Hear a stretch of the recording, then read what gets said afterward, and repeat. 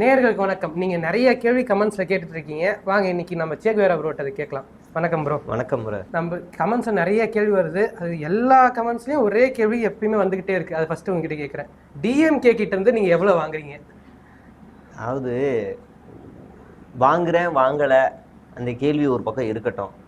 இந்த கேள்வி முதல்ல அங்கேருந்து ஏன் வருதுன்னா, அவனுக்கு பிடிச்ச தலைவரை விமர்சனம் பண்ணுறோம் அப்படிங்கிறது தான். ஒரு நாகரிகமான ஒரு விமர்சனம் எப்படி இருக்கும் அப்படின்னா, உங்கள் தலைவரை நான் விமர்சனம் பண்ணுறேன்ல, அதுக்கு பதில் நீங்கள் எனக்கு கொடுத்துருங்க. அதுக்கப்புறமா நீ எவ்வளோ வாங்குறேன்னு சொல்லுங்கள், என் பேங்க் ஸ்டேட்மெண்ட்டை கொடுத்துட்றேன், அக்கௌண்ட் நம்பரை கூட கொடுத்துட்றேன். என்டருக்கு ஒரு 3 பேங்க் அக்கௌண்ட் இருக்குது, ஒன்று சும்மா செயலிழந்து கிடக்கு.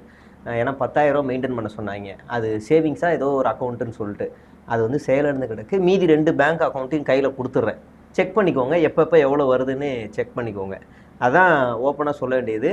இல்லைன்னா அது கேள்விக்கு நம்மளை கேள்வியை முடக்கிறது, நம்ம பேசுகிற பேச்சுகளை வந்து தடுக்கிறது, இப்படியெல்லாம் ஒரு விமர்சனங்களை வச்சு தூக்கி போட்டோன்னா இவன் வந்து பேச மாட்டான், இல்லைனா ஃபேமிலி வச்சு பேசலாம் அப்படிங்கிறது தான். சரி, நான் கோடியே கூட வாங்கிட்டு இருக்கேன்னு வச்சுக்க, வாங்கிட்டு இருக்கேன், 2 லட்சம் 3 லட்சம் எனக்கு மாதம் வருதுன்னே வச்சுக்க. இப்போ நான் கேட்குற கேள்விக்கு பதில் சொல்லு. நான் உன்னை வந்து ரொம்ப மோசமான கேள்வி இல்லை, நீ கேட்குற மாதிரி எவ்வளோ வாங்கணுன்ற கேள்வி கேட்கலையே, நியாயமான கேள்வி தானே கேட்குறேன். இப்போ உதாரணத்துக்கு இன்னைக்கு கூட விஜய் கேட்குறோம், நீங்கள் இன்னொரு திருமணம் கூட பண்ணிக்கங்க, ஆனால் ஏன் வந்து அதை சொல்லாமல் அன்அஃபீஷியலாக கொண்டு போகிறீங்க? அது இந்திய அரசியலமைப்பு சட்டம்படியே தப்பு இல்லை.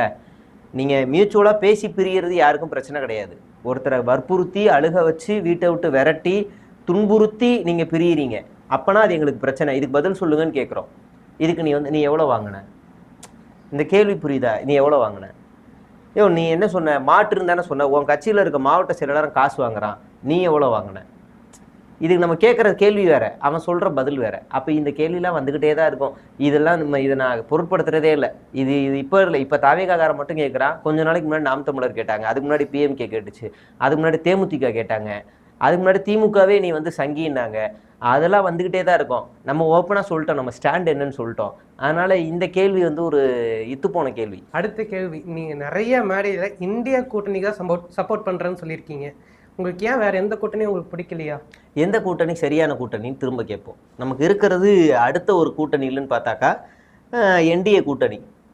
என்டிஏ கூட்டணி இந்தியாவில் முக்கியமாக தமிழ்நாட்டில் எப்படி செயல்படுது? திருப்பரங்குன்றத்தில் ஒரே ஒரு உதாரணம். திருப்பரங்குன்றத்தில் விளக்கு ஏற்றணும்னு ஒரு நீதிபதி சார் சொல்கிறாரு. உடனடியாக கலவரம் பண்ணுறதுக்காக அங்கே ஒரு பெரும் கூட்டமே போகுது. அங்கே இஸ்லாமியர் கோவில் இல்லைன்னா அவங்க அந்த முருகனை கூட வழிபடவே மாட்டாங்க. ஒட்டுமொத்தமாக கூட்டம் போது அதிமுக அதுக்கு ஒத்து ஊதுது.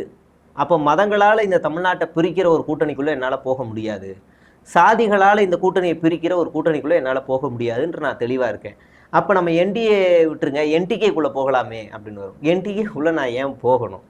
நீங்கள் வந்து கிட்டத்தட்ட அது விஜய் தான். அது கிட்டத்தட்ட ரொம்ப பெரிய வித்தியாசம்லாம் கிடையாது. செயல்பாடுகளில், கொள்கைகளில் அதுவும் ஒரு பிரிவினை கட்சியாக தான் நாங்கள் பார்க்குறோம். தமிழ் தேசியம், தமிழர்கள் தான் தமிழ்நாட்டை ஆளணும் அப்படின்னு தொடர்ச்சியாக வரும்போதெல்லாம் நாங்கள் இவர் பேசுகிற மேடை பேச்சு, நீங்கள் சீமான் வந்து ஒரு ஆண்ட்ராய்டு ஃபோன் மாதிரி மாதம் அப்டேட் ஆவார்.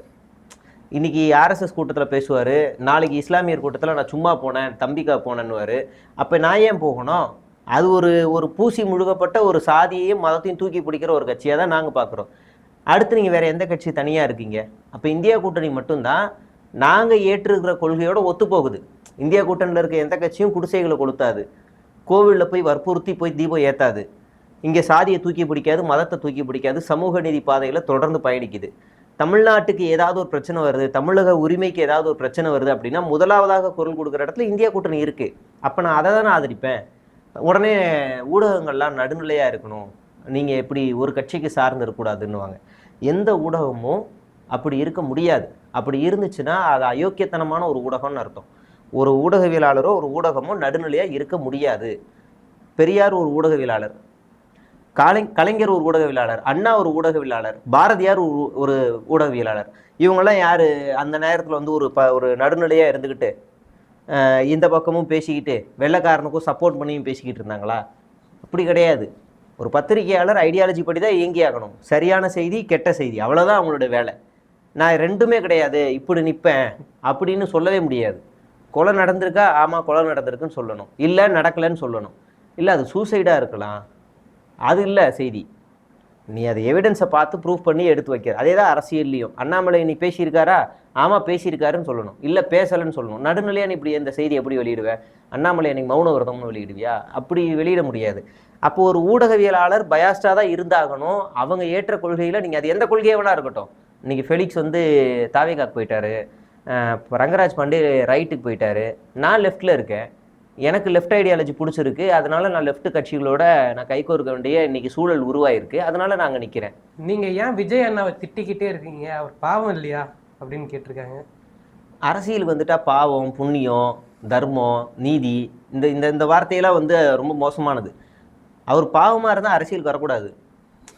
பாவம் புண்ணியம்லாம் தேடுறவரெலாம் அரசியலுக்கு வரக்கூடாது. காசிக்கு போயிடணும். காசியில் போய் அந்த உடம்பு முழுக்க திருநூறை பூசிட்டு அலைய சொல்லணும். அப்படி வேணால் நான் பாவம் பார்க்குறேன். இல்லைனா வீதியில் நடக்க சொல்லுங்கள், பாத யாத்திரை மாதிரி மயில் இறகி வச்சுட்டு நடக்கலாம். ஐயோ பாவம், இவ்வளோ சம்பாரிச்சிட்டு மனுஷன் ரோட்டில் நடக்கிறானே, அப்படி வேணால் பாவம் பார்க்கலாம். இல்லைனா பிச்சை எடுத்தால் யாசகம் செய்தால் அது கூட நம்ம பாவம் பார்க்கலாம். ஐயோ இப்படி வாழ்ந்த மனுஷன் இப்படி ஆகிட்டாரு, இப்போ நல்லா தானே வாழ்ந்துக்கிட்டு இருக்காரு, நான் ஏன் அவரை பாவம் பார்க்கணும்? வெளியில் வரும்போதே யாராவது ஒருத்தரை கொள்றாரு, அந்த கூட்டத்தில் சாகுறாங்க, நான் ஏன் அப்போ அவங்க மேலே தான் நான் பாவம் பார்க்கணும், இவர் மேலே ஏன் நான் பாவம் பார்க்கணும்? நீங்கள் நிறைய டிஎம்கே காரங்களா இன்டர்வியூ எடுக்கிறீங்க, ஏன் சிஎம்ஐயும் டெப்டி சிஎம்ஐயும் இன்டர்வியூ இன்னும் எடுக்கல? அவங்கெல்லாம் பெரிய ஆளுங்க, நம்ம சாதாரண ஆளுங்க, அதெல்லாம் எப்படி நம்ம கொடுப்பாங்க? அதெல்லாம் பார்ப்போம், எதிர்காலம் முடிவு செய்யும். வாய்ப்பு வந்து அதையும் வாய்ப்பு வந்தால் எடுப்போம். நீங்கள் ஏன் எல்லா சேனல்லையும் நடத்துகிற மாதிரி அரசியல் மேடை பொது தளத்தில் நடத்த மாட்டிருக்கீங்க? இல்லை, இப்போது சமீப ஒரு 2 சேனல் ஒரு வாட்டி மெயின் ஸ்ட்ரீமில் வந்து கால் பண்ணாங்க, ஒரு மெயின் ஸ்ட்ரீம் அட்டன் பண்ணேன், அடுத்து ஒரு 2 வாட்டி 3 வாட்டி கூப்பிட்டாங்க. அப்படி கூப்பிடும்போது எல்லாமே நான் வந்து வெளியில் போயிட்டேன். அதுக்கப்புறம் சின்ன 2-3 யூடியூப் சேனல் வந்து கூப்பிட்டாங்க, இந்த மாதிரி விவாத மேடையில் நீங்கள் பேச வரீங்களான்னு கேட்டேன். வரேன்னு சொல்லிட்டேன். எதிரில் யார் வராங்க, என்ன தலைப்பு, எப்போவுமே நான் ஒரு யூடியூப் சேனல் போகும்போது என்ன தலைப்பு, கொஷின்ஸ் இல்லை அதெல்லாம் கேட்கவே மாட்டேன். என்ன வேணாலும் கேளுங்கன்னு உட்காந்துருவேன். ஏன்னா நான் கரண்ட் அஃபேரில் கொஞ்சம் ரெடியாக இருக்கேன். என்ன வேணாலும் கேளுங்க, எனக்கு பிரச்சனை இல்லை. சில பேர் கொஷினை அனுப்பிடுவாங்க, நான் கேட்கவே மாட்டேன். அனுப்பிடுவாங்க, எதுக்கும் அனுப்பியிருக்காங்கன்னு வெளியே வந்துடுவேன். கொஷின் பார்த்துட்டிங்களா, நான் பார்க்கலாம் இல்லை போகலாம் அப்படின்ட்டுருவேன். அப்போ அவங்க கேட்பாங்க, அப்போ இந்த மெயின் ஸ்ட்ரீமில் விவாத மேடை உங்கள் கூட வந்து எல்லா கட்சியும் வருவாங்க, நீங்கள் பேசணுன்னாங்க. ஓகேன்ட்டேன். அப்புறம் ஒரு 2 நாள் கழித்து ஃபோன் பண்ணி, நீங்கள் வரீங்கன்னா அந்த தாவேக்காவிலேருந்து இவர் வரமாட்டேங்கிறாரு, நீங்கள் வரீங்கன்னா இவர் வரலைங்கிறாரு அப்படின்னு வர ஆரம்பிச்சிச்சு. சரி ஓகே, அது எனக்கு ஒன்றும் பிரச்சனை இல்லை அப்படின்னேன். சரி அவர் யார் வந்தால் தான் வருவாராம்? இல்லை செந்தில்வேல் அண்ணா வந்தாலும் அவங்க வரமாட்டுறாங்க, வேறு ஷானவாஸ் வந்தாலும் வரமாட்டாங்க, வேறு. அப்போ யார் வந்தாலுமே அவங்க வரமாட்டுறாங்கன்னா அப்போ அவங்க ரெடி இல்லை. அப்போ நான் தான் இந்த முடிவு எடுக்கணும். அந்த மாதிரி தற்கூரியும் கூட என்னோட தரத்தை குறைச்சக்கூடாதுன்னு. அதனால் பொது மேடைகளுக்கு கூப்பிட்டா நான் போவேன். ஆனால் இந்த ஒரு சிக்கலும் இருக்குது. இப்போ ஆகாயம் தமிழ்லாம் வந்து என்னையும் இன்னொரு தாவேக்கால் ஒரு முக்கியமான ஆளையும் பேசினாங்க. கடைசியில் பார்த்தா அந்த ஆள் வந்து அவர் வராருன்னா நான் வரல அப்படின்னு அவர் வந்து சொல்லிட்டுருக்காரு. அப்புறம் இன்னும் 2-3 சேனல் பேரோட மென்ஷன் பண்ணுவேன். அப்புறம் அவங்களுக்கு தான் பிரச்சனை. கூப்பிட்டுட்டு இல்லை முடியாது, அவர் வந்தால் பரல அப்படின்னு ஓப்பனாகவே சொல்லிட்டாங்க. அப்போனா என்ன செய்கிறது, நம்ம என்ன ஒன்றும் பண்ண முடியாது. ஸோ நான் என் சேனலு எங்கெல்லாம் நேர்காணல் கேட்குறாங்களோ அங்கெல்லாம் நான் வாய்ப்பெல்லாம் கொடுத்துக்கிட்டு அப்படியே ஓடிட்டு தான் இருக்கிறேன். நீங்கள் டெப்டி சிஎம் கிட்ட சொல்லி ரஞ்சி டிராஃபியில் தமிழ்நாடு மாணவர்களுக்கு கொஞ்சம் வாய்ப்பு அதிகமாக தர சொல்லலாம்ல? நீங்கள் சொன்னால் அவர் கேட்பாருன்னு. யார்? நான் சொன்னாவா? ஏங்க அவரை நான் பார்த்தது கூட இல்லைங்க. அவர் எங்கேயோ தூரத்தில் போனார்னா நான் இப்படி நின்று, நானும் ஒரு சாதாரண ஒரு ஆளாக ரோட்டில் நின்று பார்த்துருக்கேன். நான் அவர்கிட்ட சொல்லணும், எனக்கு அவருக்கு சம்மந்தமே கிடையாது. அவர் பாட்டுக்கு அவர். ஆனால் உண்மையிலேயே ஸ்போர்ட்ஸில் இந்த தடவை சாதித்த எல்லார்ட்டையுமே இண்டிவிஜுவலாக நான் பேசுனதில் வழக்கத்தை விட, கடந்த ஆட்சியை விட இந்த ஆட்சியில் குறிப்பாக டெபுட்டி சிஎம் விளையாட்டுத்துறை அமைச்சர் ஆனதுக்கப்புறமா இந்த துறை ரொம்ப வேகமாக வளர்ந்துருக்கு. இந்த துறையில் ஏகப்பட்ட முன்னேற்பாடுகள் நடந்திருக்கு, நிறைய பேர் சாதிச்சிருக்கிறாங்க. முக்கியமாக மாற்றுத்திறனாளிகள் ஸ்போர்ட்ஸில் வந்து இந்த அளவுக்கு உச்சத்துக்கு போயிருக்கிறாங்க அப்படின்னு சொல்கிறதெல்லாம் கேட்கும்போது ரொம்ப சந்தோஷமாக இருக்குது. எனக்கு கேட்டாக்க இன்னும் கொஞ்சம் கூடுதலாக செய்யுங்க அப்படின்னு என்னோட சேனல் வாயிலாக தான் நான் கோரிக்கை வைக்க முடியும். அவர் மற்றபடி அவரெல்லாம் பார்த்ததே கிடையாது. நான் அவர் எங்கே இருந்தாருன்னு கூட தெரியாது. ப்ரோ ப்ளீஸ் ஒரு வீடியோ ஆச்சும் டிவிக்கே சப்போர்ட்டாக போடுங்க ப்ளீஸ். வீடியோவே நான் டிவிக்கே சப்போர்ட் பண்ணி தான் போட்டேன். மாநாடு விக்ரவாண்டி மாநாடு நடந்த உடனே சப்போர்ட் பண்ணி தான் போட்டேன்.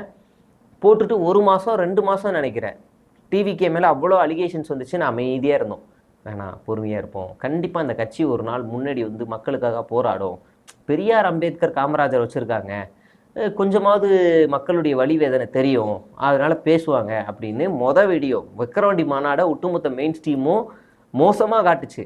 நாங்கள் மட்டும்தான் அன்னைக்கு பாசிட்டிவாக உட்காந்து பேசணும். அது மட்டும் இல்லாமல் ஒரு 1.5 மாதம் 2 மாதம் அவங்களுக்கு பார்த்தோம் அந்த செயல்பாடுகள்லாம் எப்படி இருக்குன்னு. அவங்க பேஜில் போட்டாங்க, எங்கள் வீடியோஸ் எடுத்து இந்த சேனல் வந்து நம்ம தொடர்ந்து தளபதியை ட்ரோல் பண்ணுவாங்க, ஆனால் இவங்களே சப்போர்ட் பண்ணி பேசுகிறாங்கன்னு அவங்களே போட்டிருக்காங்க. அதில் முக்கியமான விஷயம் என்னென்னா, அதுக்கு முன்னாடி வரைக்கும் ட்ரோல் பண்ணியிருக்கோம். விஜய் மாநாடு நடத்துறதுக்கு முன்னாடியே விஜய் கட்சி ஆரம்பிக்க வாய்ப்பு இருக்குன்னு ஒரு சூசகமாக வந்துச்சுல தகவல். அப்பையிலேருந்தே ஒரு 30-40 வீடியோ போட்டோம். அப்போவே ரஜினி அவருக்கு கவுண்டர் கொடுக்குற மாதிரி ட்ரோல்லாம் பண்ணியிருக்கோம். ஆனால் அந்த மாநாடில் அவங்க கொள்கையை அறிவிச்சதுக்கு அப்புறமா அதை நாங்கள் வரவேற்று போட்டோம். அதுக்கப்புறம் 2 மாதம் பார்த்தோம், இது ஒரு எத்து போன கட்சி, இது ஒரு நம்பர் 1 வேஸ்ட், இது எதுக்கும் லாய்க்கு இல்லாத கட்சி, இதுக்கு மேலே இதை விட்டு வச்சா இது பெரிய ஆபத்தாக புல்லுருவியாக வந்துடும், இதை போட்டு சாவடிக்கணும்னு சொல்லி தான் அன்னிலேருந்து இறங்கி அடித்தோம். இன்னொன்று, இந்த கட்சியை அடிக்கணுன்றது எங்கள் நோக்கம் கிடையாது. ஃபஸ்ட் டைம் சொல்கிறேன், நியூஸ் டிஎனில் நான் இருக்கும்போது லாங் வீடியோ மட்டும் 140 வீடியோ போட்டிருக்கேன் தாவேகாவுக்கு அகெயின்ஸ்டா. அதில் ஒன்று மட்டும் பாசிட்டிவ். ஷார்ட்ஸாக அதை கன்வெர்ட் பண்ணோம் அப்படின்னா 1623 ஷார்ட்ஸு, கிட்டத்தட்ட 1623, அந்த 20ல் ஏதாவது ஒன்று இருக்கும். ஆனால் 1600 ஷார்ட்ஸ் மட்டும் விஜய்க்கு எதிராகவே போட்டிருக்கோம் நியூஸ் டிஎன்லேயே. இவங்க என்ன சொல்லிட்டாங்க, இவன் கரூருக்கு அப்புறம் தான் ஃபேமஸ் ஆகிட்டான். போடா தற்கூறிங்களா, கரூருக்கு அப்புறம் இல்லை, கரூருக்கு முன்னாடியே இந்த டிஎன் ட்ரோல் மீடியாலே அந்த ஆளுக்கு எதிராக நாங்கள் ஒரு 70-80 வீடியோ நாங்கள் போட்டிருக்கோம். அப்படிலாம் போட்டோம் நாங்கள். ஏன்னா இவங்க ஒரு ஆள் தான் எங்களை பர்சனலாக டச் பண்ணி சீண்டிட்டானுங்க. அதில் கொஞ்சம் நாங்கள் வந்து இதுக்கு மேலே இவங்களை விட்டு வச்சாங்க ஓவர் ஆடிடுவானுங்கன்னு தான் இறங்கி அடிக்க ஆரம்பித்தோம். இப்போ இவங்க நிறைய பேரெல்லாம் பேசுனாங்க நடுவில், கொஞ்சம் விடுங்க அப்படின்னு. முடியவே முடியாது போ அப்படின்னு அடிக்க ஆரம்பிச்சிட்டோம். நீங்கள் தாய் கேள்வி படத்தை நல்லா ரிவ்யூ பண்ணீங்க, அந்த மாதிரி தொடர்ந்து பண்ணிட்டு இருக்கலாம்ல அப்படின்னு கேட்டிருக்காங்க. ஏதாவது ஒரு நல்ல படம் வந்தால் பண்ணுவோம். நல்லா இருந்துச்சு அந்த படம், பிடிச்சிருந்துச்சு. டிடிடி படத்தை வந்து தேட்டரில் பார்க்க மிஸ் பண்ணிட்டேன். அப்புறம் ஓடிடியில் வந்ததுக்கப்புறம் தான் ஒரு நாள் பார்த்தேன், சே இந்த படத்தை எப்படி மிஸ் பண்ணோம், நல்லா இருக்கே அப்படின்னு வருத்தப்பட்டேன். அந்த மாதிரி ஏதாவது ஒரு படம் வந்துச்சுன்னா, நல்லா இருந்துச்சுன்னா நிச்சயமாக விமர்சனம் பண்ணுவோம். வாய்ப்பு, எனக்கு சினிமாவுக்கு போகிறதுக்கே நேரம் இருக்காது, வீட்டுக்கு போகிறதே நைட்டு 10 மணி. என்னைக்காச்சும் ஒரு நாள் வீட்டில் இருந்தால் அந்த படத்தை பார்ப்போம். அப்படி பார்த்ததுனால அதை பேசணும்னு தோணுச்சு, அப்படி பேசினேன். ஏதாவது படம் வந்துச்சுன்னா நிச்சயமாக பேசுவோம். ரஜினியும் இன்பநிதியோட ப்ரொடக்ஷனில் நடிக்கிறாரு, அவரும் டிஎம்கேக்கு வந்துட்டாரா அப்படின்னு கேட்டிருக்காங்க. இது எப்படி இருக்குன்னா, சரத்குமார் ரெட் ஜெயிண்டில் நடிக்கிறாரு, அதுக்காக அவர் வந்து பாஜகவை கலைச்சிட்டு பாஜகவில் இங்கே வந்துட்டாரா? குஷ்பு வந்து இப்போ மறுபடியும் ரஜினி கூட நடிக்க போகிறாங்க, சுந்தர்சி வந்து பண்ணுறாங்க, அப்போ அவங்களும் பாஜகவுக்குள்ளே போயிட்டாங்களா? இப்படி இந்த சினிமா வட்டாரத்தில் யார் எப்படி வேணாலும் சேருவாங்க. ராதா ரவி பாஜகவில் இருக்கார், விஜய் கூட கடைசியாக நடித்தார், அப்போ அவரும் விஜய் கூட வந்துட்டாரா? இந்த கேள்வியெல்லாம் சிறுதனமான கேள்வி. அது அவங்க வேலை, அது வேறு துறை. அரசியலுங்கிறது வேறு, சினிமா துறை வேறு. அதில் யார் வேணாலும் யார் கூட வேணாலும் கை கொடுத்துப்பாங்க. அரசியலில் வேணால் நிரந்தர எதிரி இல்லை, நிரந்தர நண்பர்கள்னு சொல்லலாம். ஆனால் சினிமாவில் அப்படி இல்லை. ஒன்ஸ் கிளாஸ் ஆயிடுச்சுன்னா முட்டிப்பாங்க. அது ஒன்று சேர்றதுக்கு ரொம்ப லேட்டாகும். இல்லைனா யாராவது மனசு வச்சு விட்டு கொடுத்தா உண்டு. இப்போ ரஜினியும் சத்யராஜும் பெரிய சண்டை, கிட்டத்தட்ட பல வருஷம் கழித்து ஒன்றா சேர்ந்து கூலி படத்தில் நடிக்கிறாங்க. அப்புறம் கமல்ஹாசனுக்கும் ரஜினிக்கும் யாராலையும் ஒட்டு வைக்க முடியலை, இப்போ மறுபடியும் நடிக்கிறாங்க. பார்த்தாங்க, எல்லாமே காலம் தானே, சுச்சுவேஷன் தானே, அதுக்கும் இதுக்கும் சம்மந்தமே கிடையாது. நீங்கள் ரஜினி நாளைக்கு காசியில் போய் தமிழ் சங்கத்துக்கு போனார், அப்போ பாஜகவில் சேர்ந்துட்டாருன்னு அர்த்தமா? அது வேறு, இது வேறு. ப்ரோ, நீங்கள் ஸ்டூடெண்ட்ஸை வச்சு கொஷின்ஸ் கேட்டு ஆன்சர் வாங்குற மாதிரி ஷோ நடத்துகிறீங்க, அதில் எப்படி கலந்துக்கிறதுன்னு கேட்டிருக்காங்க. ரெஜிஸ்ட்ரேஷன் இனிமேல் கார்டு போடுவோம், ரெஜிஸ்ட்ரேஷன் பண்ணுறதுக்கு ஃபோன் நம்பர் போட்டு பண்ணுவோம், அதில் நிச்சயமாக கலந்துக்கலாம். நேர்களே, அடுத்து உங்களுக்கு ஏதாவது கேள்வி கேட்கணும்னு நினச்சிங்கன்னா கமெண்ட் செக்ஷனில் கமெண்ட் பண்ணுங்கள், நாங்கள் அடுத்த வீடியோவில் கண்டிப்பாக உங்களுக்கு பதில் தருவோம். நன்றி.